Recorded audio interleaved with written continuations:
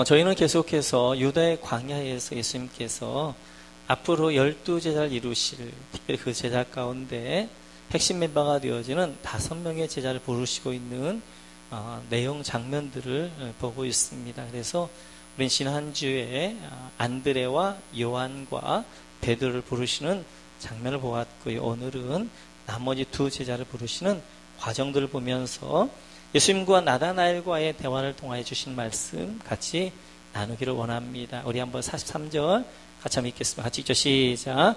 이튿날 예수께서 갈릴리로 나가려 하시다가 빌립을 만나 이르시되 나를 따르라 하시니. 아멘.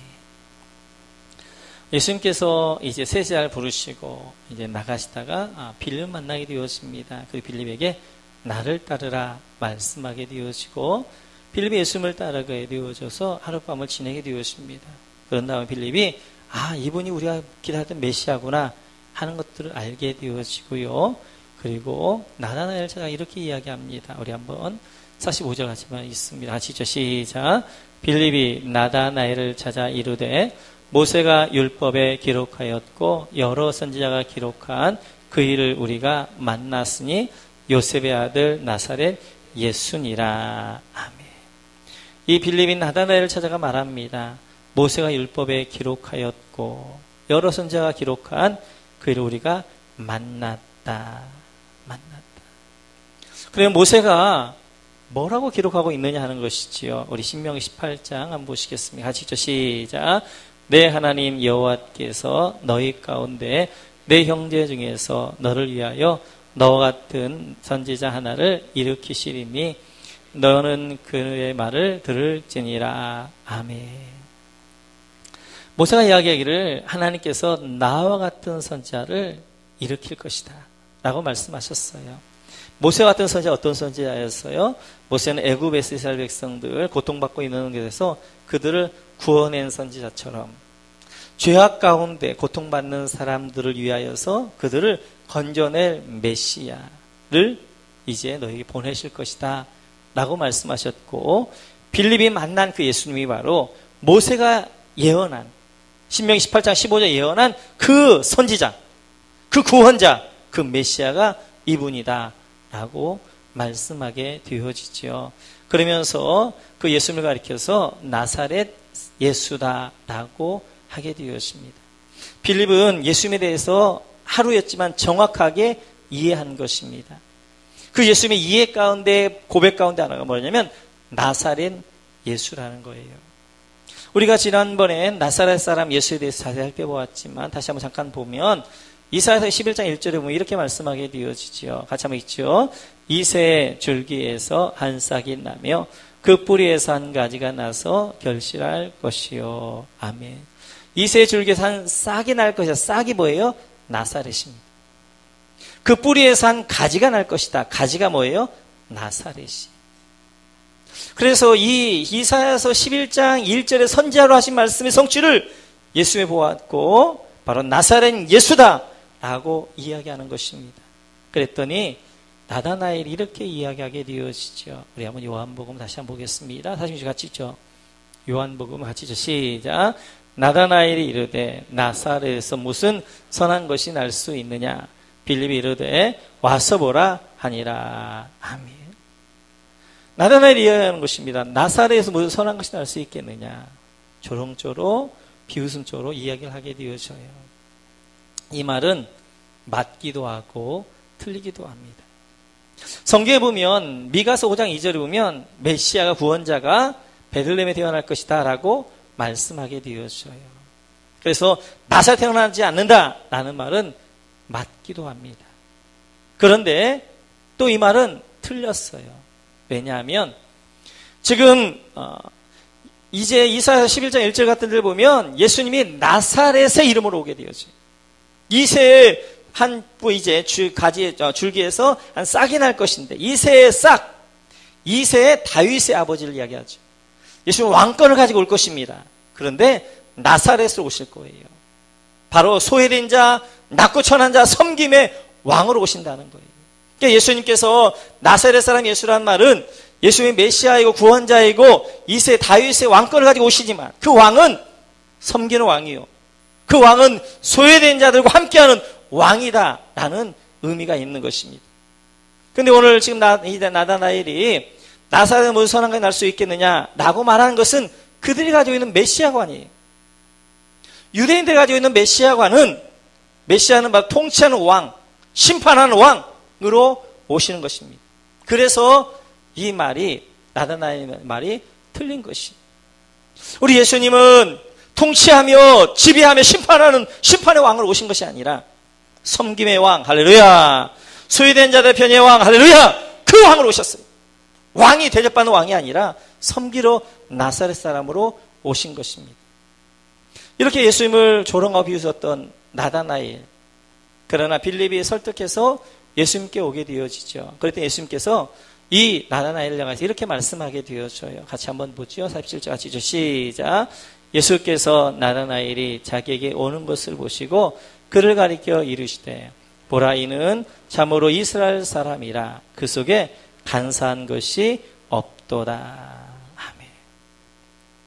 예수님은 자기를 조롱했던, 야, 무슨 나사렛 같은 것에서 메시아가 선한 것이 날 수 있겠느냐 라고 말했던 그 나다나엘을 향하여서 예수님께서는 보라, 참으로 참 이스라엘 사람이다.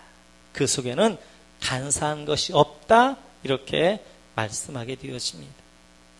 그러면 참 이스라엘 사람은 누구인가 하는 것과 함께 간사한 것이 없다는 것이 어떤 의미냐 하는 것들을 먼저 살펴보기를 원합니다.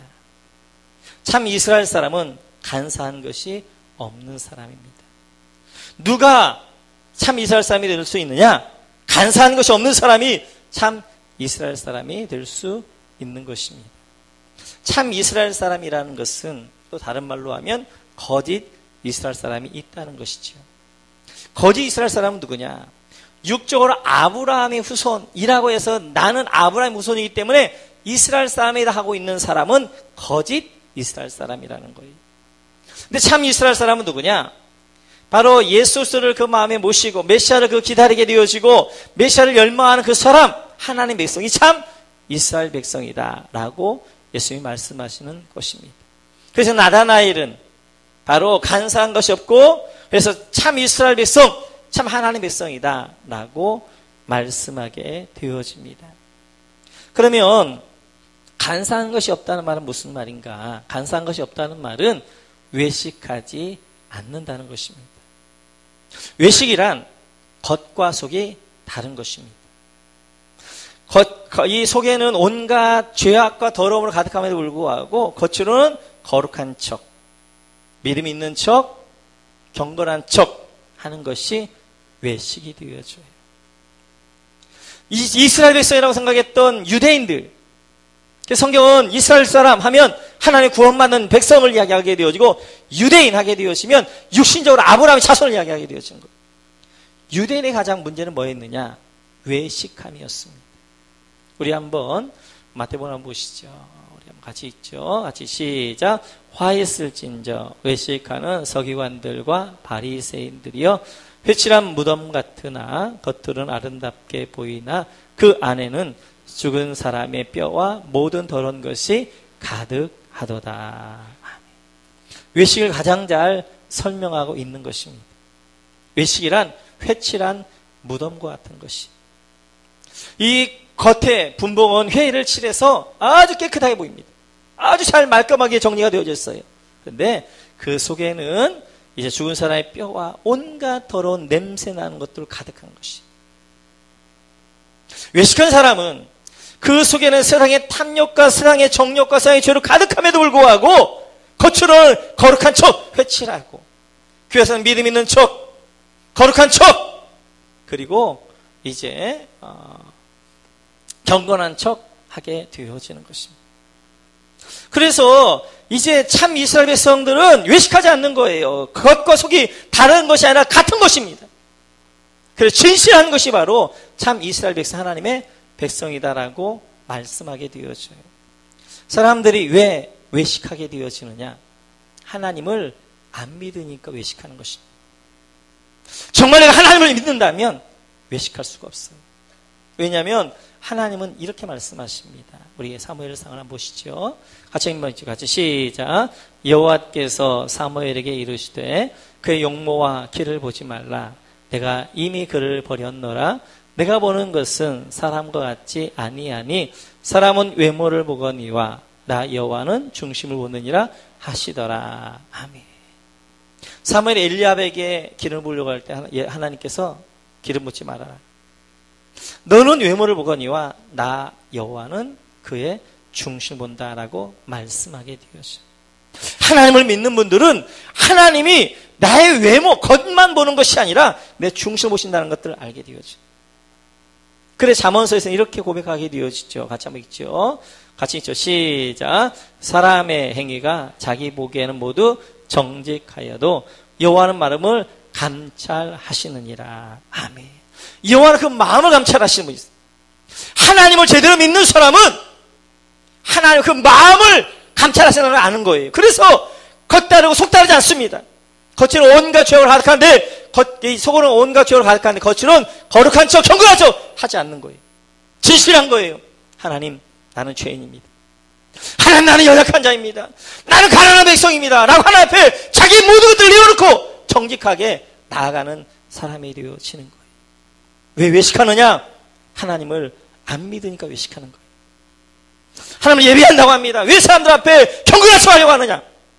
왜 믿음 있는 척 하려고 하느냐? 하나님보다 사람을 더 중요하게, 더 무섭게 여기기 때문에 그런 것입니다. 보이지 않는 하나님이니까, 보이지 않으니까 안 믿는 거예요. 그것이 뭘로 나오느냐? 외식으로 나오는 것입니다. 그래서 간사한 사람, 외식한 사람은 참 이스라엘 백성이 아닌 것입니다. 참 이스라엘. 그래서 이렇게 나다나엘을 예수님께서 보라, 참으로 이스라엘 백성이다. 그리고 그 속에 간사한 것이 없다라고 말씀하게 되어져요. 그랬더니 이제 이 나다나엘이 이렇게 하게 되어지죠. 같이 한번 읽어볼까요? 같이 시작. 나다나엘이 이르되 어떻게 나를 아시나이까? 예수께서 대답하여 이르시되 빌립이 너를 부르기 전에 내가 무화과 나무 아래에 있을 때에 보았노라. 아멘. 너는 참 너에게 간사가 없다라고 예수님께서 말씀하셨더니 빌립이 예수님이 어떻게 저를 아십니까? 라고 이야기를 하게 되어져요. 그래서 예수님께서 빌립이 너를 부르기 전에 무화과 나무 아래에 있을 때 내가 너를 보았다라고 말씀하십니다. 그런데 이 말을 듣고는 나다나엘의 태도가 완전히 180도 달라집니다. 49절 이렇게 고백하게 되어져. 같이 한번 읽어보겠습니다. 시작. 나다나엘이 대답하되 랍비여 당신은 하나님의 아들이시오 당신은 이스라엘의 임금이로소이다. 아멘. 나다나엘이 갑자기 예수님이 뭐라고 말씀하냐? 당신은 하나님의 아들이십니다. 당신은 이스라엘의 임금 왕이십니다. 이렇게 이야기를 하게 되죠. 조금 전까지만 해도 예수님이 뭐라고 했어요? 나사렛에서 나사렛 같은 곳에서 무슨 선한 것이 날 수 있겠느냐 비아냥거리고 조롱했던 이 나다나엘. 갑자기 태도가 180도 바뀌면서 예수 앞에 무릎 꿇고 당신은 하나님의 아들이시오 당신은 이스라엘의 임금입니다 라고 이야기하는 것이죠. 왜 이렇게 180도 그 태도가 달라졌느냐 하는 거예요. 무화과 나무 아래에서 너를 보았다라는 말을 듣고 이 나다나엘이 180도 달라지게 되었는데 이 무화과 나무 아래에서 너를 보았다라는 말이 무슨 의미가 있기 때문에 나다나엘의 태도가 나다나엘의 이것이 완전히 180도 바뀌어지냐는 거예요. 야 무슨 나사렛 같은 곳에서 무슨 저 예수 같은 것이 메시아야? 말도 안 돼! 라고 얘기했던 그 나다나엘이 내가 너를 무화과 나무 아래에서 보았다라는 그 한마디를 듣고 그 앞에 무릎을 꿇고 당신은 하나님의 아들이십니다. 당신은 이스라엘의 임금이요 왕입니다라고 하고 있느냐 하는 것이죠. 무화과 나무 아래 이 말은 이스라엘 백성들이 쓰는 관용적인 어구입니다. 무화과 나무 아래에 있었다. 이것은 이스라엘 백성들은 무화과 나무 아래에서 기도하고 율법을 묵상을 많이 했어요. 왜냐하면 이스라엘 땅은 워낙 더운 땅이기 때문에 그늘을 이 무화과 나무 그늘을 만들어 주는데 그 그늘 아래 들어가서 하나님을 기도하고 묵상하고 그랬던 것이 이스라엘 백성들이었습니다. 빌립이 나다나엘을 부르기 전에 빌립이 뭘 묵상했느냐? 메시아에 대해서 묵상했어요. 구약에 약속되어 있는, 율법에 약속되어 있는 그 메시아, 하나님이 보내주겠다는 그 구원자에 대해서 이 나다나엘이 묵상하고 있었어요. 그리고 빌립이 불렀고, 지금 예수님이 내가 너를 무화과 나무 아래서 보았다라는 말씀은 네가 무화과 나무 아래에서 메시아를 얼마나 열망있고 얼마나 기도했는가, 내가 너를 보았고 내가 그 기도를 들었다 라고 말씀하신 것입니다. 이 하나님 예수님의 말씀이 이 나다나엘 마음 가운데 꿰뚫어 들어온 것이, 그의 마음을 이제 꿰뚫어 들어온 것입니다. 그랬더니 그 예수님의 말씀 앞에 이 나다나엘은 무릎 꿇고 당신은 하나님의 아들이시오, 당신은 이스라엘의 왕이십니다 라고 고백하게 되어지는 것입니다. 참 이스라엘 백성들은, 간사한 사람이 없는 사람들은 하나님의 말씀 앞에 정직합니다. 하나님의 말씀 앞에 정직해서 내가 가지고 있었던 생각들, 나사렛 같은 것에서 무슨 선한 것이 날 수 있겠느냐, 이런 생각들 모두 다 하나님의 말씀 앞에 무릎 꿇고 다 내려놓고 그 하나님 앞에 당신은 하나님의 아들이십니다, 당신은 이스라엘의 왕이십니다 라고 이야기하는 것입니다. 외식하는 사람들은 하나님 말씀 앞에서조차도 외식하게 되어져. 그 마음을 정직하게 하나님의 말씀 앞에 두고 그 말씀 앞에 무릎을 꿇지 않습니다. 마가복음 2장 한번 보시겠어요? 같이 한번 읽죠. 같이 읽죠. 시작. 예수께서 그들의 믿음을 보시고 중풍병자에게 이르시되 작은 자여 내 죄사함을 받았느니라 하시니. 아멘. 마가복음 2장에 보게 되었으면 중풍병자를 4명의 친구가 침대에 메고 옵니다. 예수님 주변에 워낙 사람들이 많으니까 갈 수가 없는 거예요. 그러자 지붕을 뜯어서 지붕에서 이렇게 내려오게 되어지고 예수님 앞에 딱 오게 되었습니다. 그럼 예수님 앞에 왔으면, 중풍병자 왔으면 예수님 뭐라고 말씀하시냐, 이렇게 말씀하셔야 되는 거예요. 중풍병자야 네 병에서 나을지어다, 네 병이 치료될지어다. 병에 대해 이야기해야 된단 말이에요. 근데 예수님이 병에 대해 이야기하지 않고 뭐라고 이야기하냐면 네 죄사함을 받았다라고 말씀하게 되죠. 왜 그랬느냐? 6절 7절 한번 보시죠. 같이 한번 읽죠. 같이 읽죠. 시작. 어떤 서기관들이 거기 앉아서 마음에 생각하기를 이 사람이 어찌 이렇게 말하는가, 신성모독이로다. 오직 하나님 한 분 외에는 누가 능히 죄를 사하겠느냐. 서기관들을 보시고 하시고, 그러면서 이 서기관들이 죄사를 받았다라고 이야기하니까 그들이 이야기하는 참남하다, 신성모독죄다, 하나님만 죄를 사할 수 있는 지가 뭔데 죄를 사한다고 이야기하거든요. 그렇게 지금 예수님을 비아냥거리고 조롱하고 있는 것입니다. 그래서 예수님께서 8절부터 이렇게 말씀하게 되어지죠. 같이 한번 읽죠. 같이 시작. 그들이 속으로 이렇게 생각하는 줄을 예수께서 곧 중심에 아시고 이르시되 어찌하여 이것을 마음에 생각하느냐. 9절. 중풍병자에게 내 죄사함을 받았느니라 하는 말과 일어나 내 상을 가지고 걸어가라 하는 말 중에서 어느 것이 쉽겠느냐. 예수님께서 서기관들의 속으로 예수님을 멸시하고 지가 뭔데 하나님만 알 수 있는 죄를 사해 신성모독이다 라는 것들을 꿰뚫어 보신 거예요. 그리고 8절에서 예수님이 그 중심을 보시고 이렇게 말씀하시는 거예요. 얘들아, 죄를 사하는 권세와 일어나 걸어가라는 것 중에 무엇이 있겠느냐 라고 말씀하시는 거예요. 일어나 걸어가라는 말은 훨씬 쉬운 말이에요. 그럼에도 불구하고 내 죄사함을 받느니라 라고 말씀하신 이유는 바로 그 중에 있는 서기관들, 유대인들의 마음을 깨트려보고 예수님께서 하시는 말씀입니다. 그러면 하나의 말씀 앞에 그들이 직면하면 어떻게 해야 돼요? 오늘 나다나엘처럼 그 말씀 앞에 무릎을 꿇어야 된단 말이에요. 그런데 이들 어떻게 슬그머니 도망가 버리고 사라져 버립니다. 하나님의 백성은 진실한데요, 어디서 정직하냐? 하나님 말씀 앞에 정직합니다. 진리는 늘 우리에게 부딪히게 되어져 있어요. 왜냐하면 우리가 진리가 아니니까. 우리 안에 죄가 많고 우리의 이 마음이 더럽기 때문에 진리의 말씀이 선포되어지면 그 진리의 말씀 앞에 부딪히게 되어져 있는 거예요. 부딪혔을 때 마음에 찔림을 받게 되어진 것입니다. 그때 어떻게 행동하느냐 하는 것이 중요하게 되어져요. 사도행전 2장을 한번 보시겠어요? 같이 한번 읽죠. 사도행전 2장 30절 같이 읽죠. 시작. 그들이 이 말을 듣고 마음에 찔려 베드로와 다른 사도들에게 물어 이르되 형제들아 우리가 어찌할꼬 하거늘. 베드로가 설교합니다. 베드로의 진리의 말씀이 선포됐더니 그 사람들이 진리에 반응하기 시작하는 거예요. 진리의 마음에 찔리기 시작하는 거예요.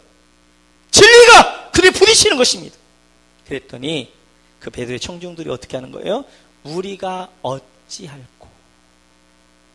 그 이제 문제를 자기 안에 내 진리를 부딪히고 나에게 부딪히면서 내가 어찌할꼬, 내가 어떻게 표현해야 될꼬 라고 하게 되어지는 거예요. 베드로가 회개하고 세례 받으라. 그래서 그날 회개하고 세례 받은 사람이 3,000명이 되었다는 것입니다. 이들은 진리의 말씀 앞에 정직했어요. 진리의 부딪힘 앞에 정직해서 그 말씀 앞에 무릎을 꿇고 그들 회개하고 죄상을 받고 하나님의 백성이 되어졌습니다. 근데 사도행전 7장을 보면 이렇게 되어져 있지요. 사도행전 7장 같이 한번 읽죠. 같이 시작. 그 말이 그들이 이 말을 듣고 마음에 찔려 그를 향하여 이를 갈거늘. 동일하게 스데반 집사님의 설교를 들었던 진리의 말씀이 스데반에서 선포되었던 이 진리가 그들 마음에 부딪힌 것입니다. 그래 그들도 동일하게 마음에 찔림을 받게 되어진 거예요. 그런데 스데반 집사님의 청중들은 어떻게 했느냐? 자기에게 문제를 찾은 것이 아니라 돌을 들어서 누구를 치는 거예요? 이제 설교자 스데반을 때려 죽이는 것입니다. 진리에 부딪혔을 때 돌을 들어 자기를 때리는 사람이 있는가 하면 진리의 말씀에 부딪혔을 때 그걸 회피해버리고 그 진리의 말씀 앞에 무릎을 꿇지 않는 사람이 있더란 것이. 결국 진리의 말씀 앞에 부딪혀서 그 진리의 말씀 앞에 무릎 꿇지 않았던 사람들은 살인자가 되어지고 영원히 멸망자들이 되어졌던 것입니다. 오늘 주일날 하나님의 말씀을 들을 때 하나님의 진리의 말씀이 선포됩니다. 할렐루야. 그 말씀이 우리의 찔림을 주는 할렐루야. 그 진리의 말씀에 우리가 부딪히게 되어지는 거예요.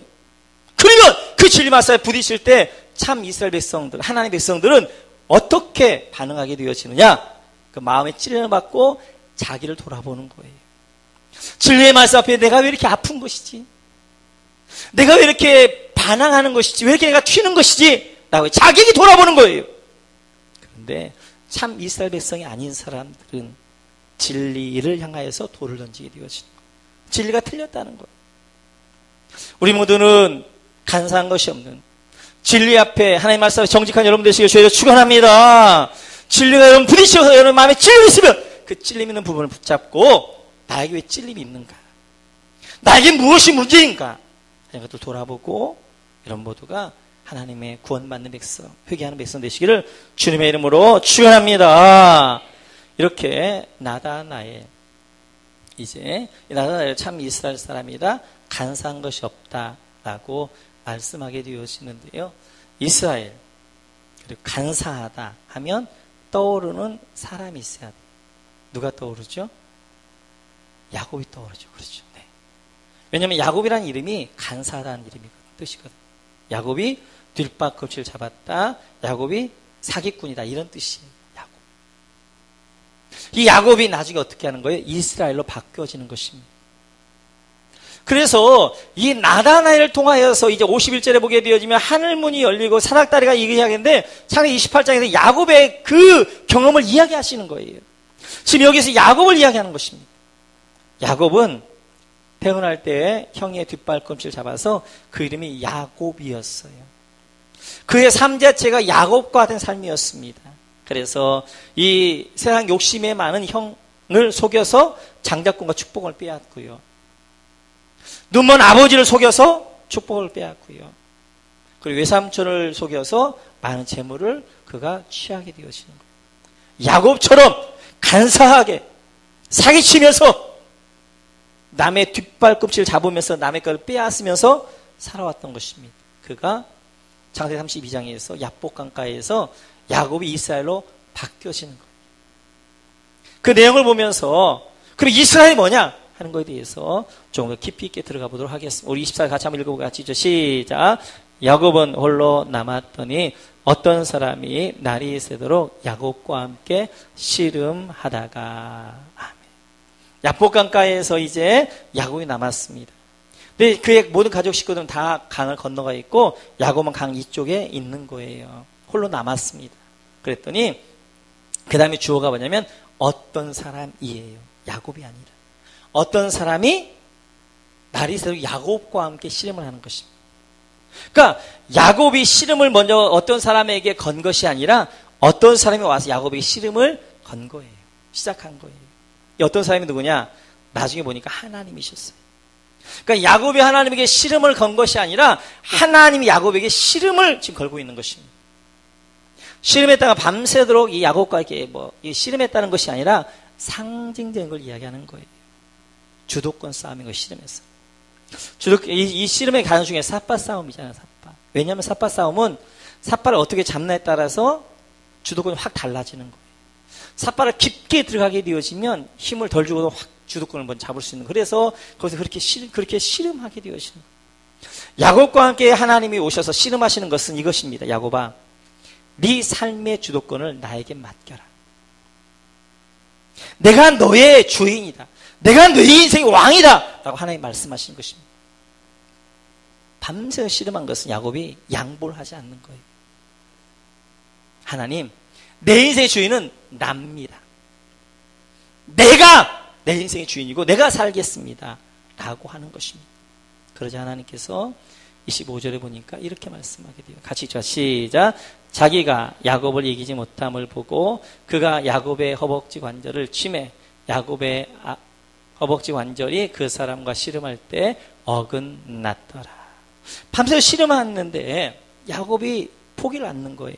그러자 하나님께 허벅지 관절을 쳐서 그 뼈를 어긋나게 하시고 절뚝거리게 하는 거예요. 아니 치사하게 씨름하다 하나님이 지니까 허벅지 관절 쳐가지고 이제 쳐가지고 쩔뚝거리게 해가지고 이기는 거예요. 그 이야기 하는 것이 아니죠. 야곱의 실상을 보여주고 있는 거예요. 너의 지금 모습이 뭐냐는 거예요. 너의 모습이.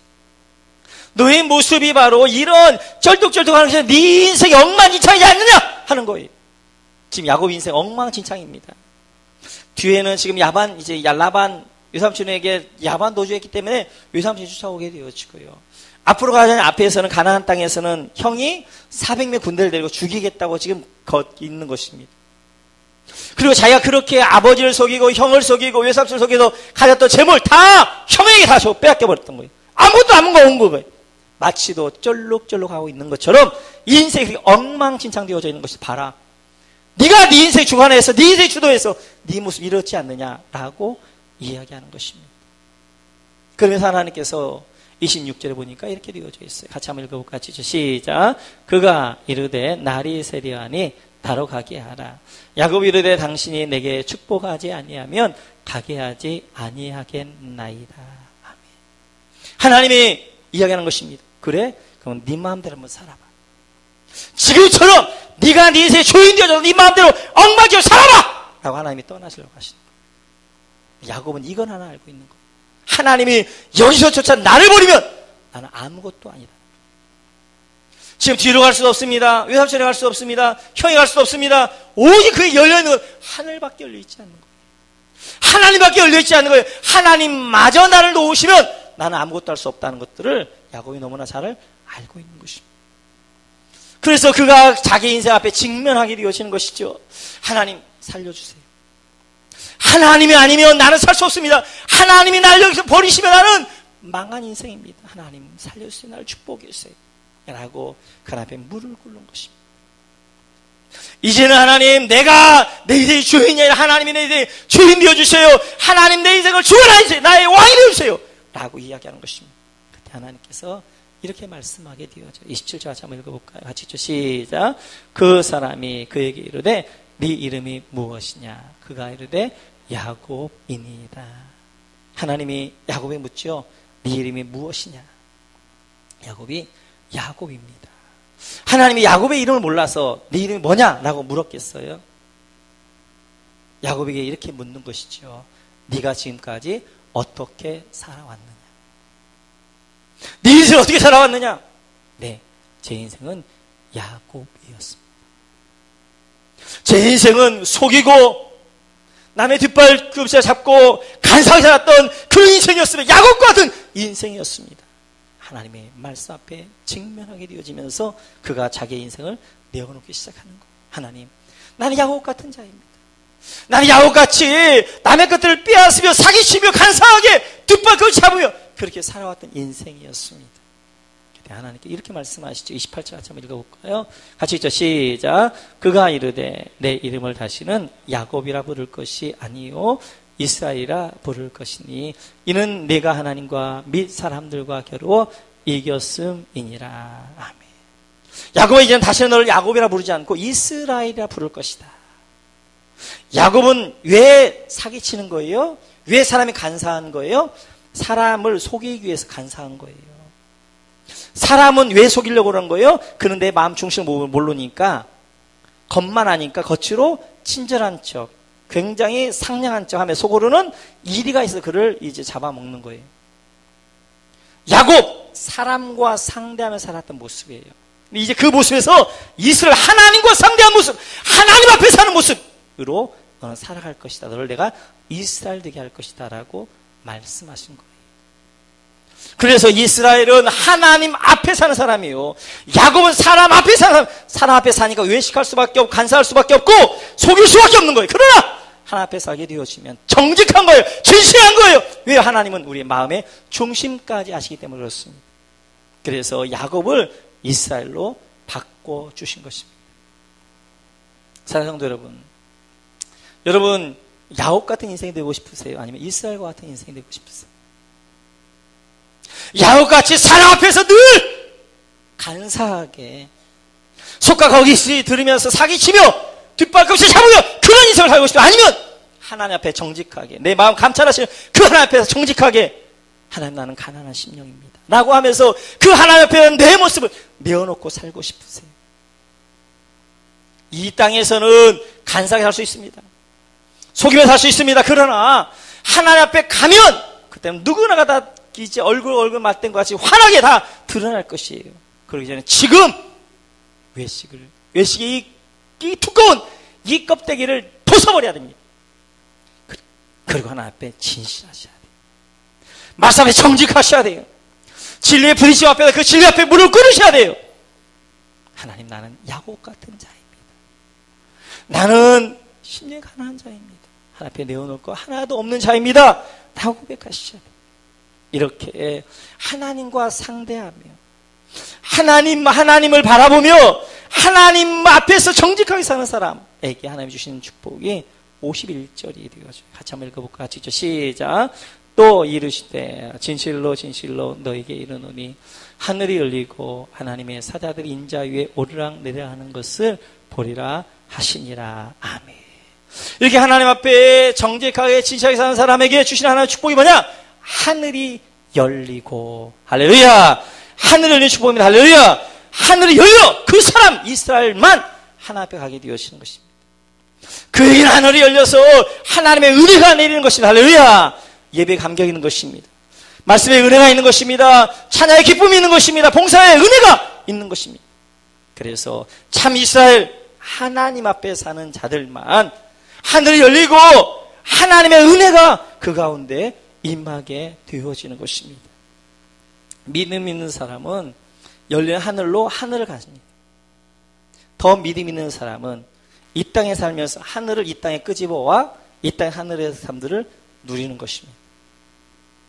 여러분 모두가 하나님 앞에 참 이스라엘, 정직한 늘 하나님 앞에 고람되고 하나님 앞에 산 여러분 되어지셨어요.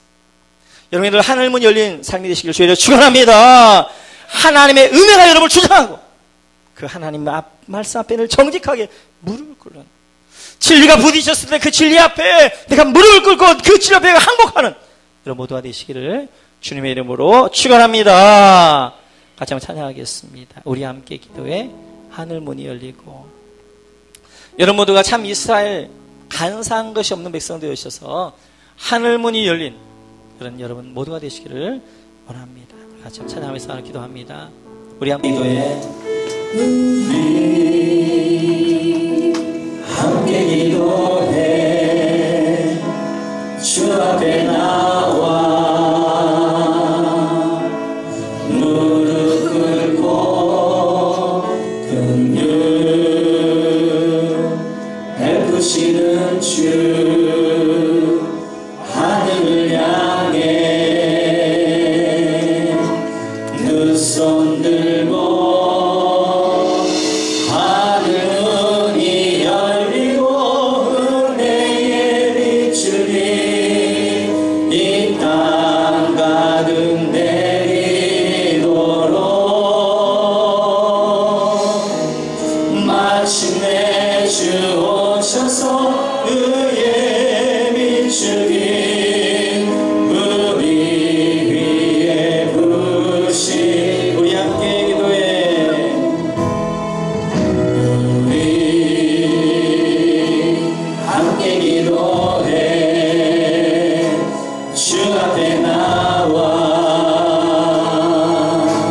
무릎 꿇고 긍휼 베푸시는 주 하늘을 향해 두 손 하늘 문이 열리고 하늘 문이 열리고 은혜에 비추니 이 땅 가득 내리도록 마침내 주 오셔서 의에 비추니 우리 위에 부으시 하늘 문이 열리고 손으로 고사합니다. 하늘 문이 열리고 은혜에 비추니 이 땅 가득 내리도록 마침내 주 오셔서 의에 비추니 우리 위에 하늘 문이 열리고 하늘 문이 열리고 은혜에 비추니 이 땅 가득 내리도록 마침내 주 오셔서 은혜에 비추니 우리 위에 부으시 다시 한번 기도하겠습니다. 오늘 말씀 기억하면서 주신 말씀 가지고 우리 한번 기도하겠습니다. 하나님 앞에 쓰는 야곱인가 아니면 하나님 앞에 쓰는 이스라엘인가 사람 앞에 서서 사람을 속이고 간사하고 외식하고 사람이 잘 보이고 이런 야곱 아니면 하나님 앞에 서서 정직하고 진실하고 내 마음 중심까지 감춰서 하나님 앞에 두렵게 떨리면 늘 서 있는 주님의 말씀 앞에 무릎을 꿇는 자인가 한번 돌아와서 묻겠고요. 오늘 이제 주님의 말씀 앞에 이 나다나엘이 무릎을 꿇고 당신은 바로 하나님의 아들이십니다. 당신은 이제 이스라엘 임금입니다. 고백했던 것처럼 야곱이 허벅지 환자를 맞아 하나님의 주님의 말씀 앞에 서서 그가 무릎 꿇고 바로 당신만이 나를 살려줄 수 있습니다 라고 고백했던 것처럼 내가 내려놓아야 할 것은 무엇인가 내가 끝까지 붙잡고 하나님 이것만 안 되면 이것만은 내가 내려놓을 수 없습니다 라고 실현하고 있는 것이 무엇인가 그것들을 내려놓으셔야 됩니다. 그래야 야곱에서 이스라엘로 바뀌어질 것입니다. 하나님 이것 내려놓아 이스라엘로 하나님의 하늘문 열린 삶이 되어지게 하여 주옵소서. 오늘 주님 말씀과 한 말씀 붙들고 하나님 기도합니다. 우리 주여 한번 하나님의 기도하겠습니다. 주여 아버지 하나님 주님 오 주여 주여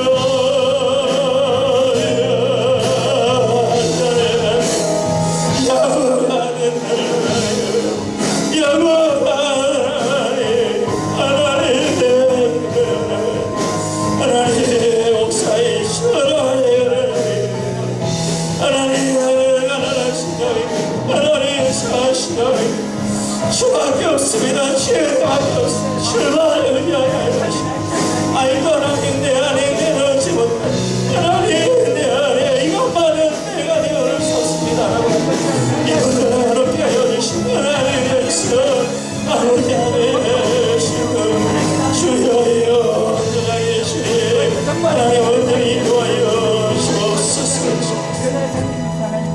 이 시간 지혜 기도하겠습니다. 성령 이름 받기 원하시는 분들 머리에 손 얹고 마음의 상함과 아픔이 있는 분들 가슴에 손을 얹고 육신이 약한 있는 분은 그 손을 얹으면 제가 기도하겠습니다. 살아계신 아버지 하나님, 이 험난한 세상, 이 어두운 세상 내 입만 가지고 살아갈 수 없기에 성령의 기름방 받기를 소원하며 머리에 손을 얹습니다.